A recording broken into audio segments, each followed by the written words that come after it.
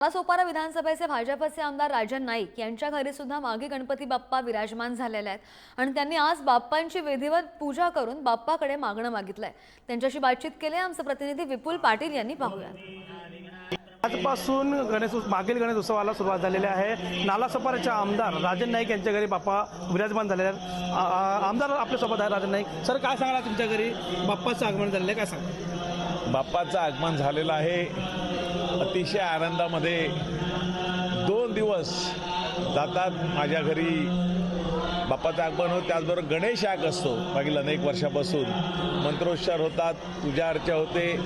माझे मित्रपरिवार, माझे नातेवाईक, माझे कार्यकर्ते, माझ्यावर प्रेम करणारे, माझे समाज बांधव, इतर सगळी लोक आजच्या दिवशी बाप्पाचं दर्शनाला येतात। मनापासून आनंद होतो या मंत्रोच्चारामध्ये। सगळं आमदार झाल्यानंतर तुमच्या घरी आता तू पहिल्यांदा बाप्पा आगमन झालेलं आहे, का अतिशय आनंद होतो ना।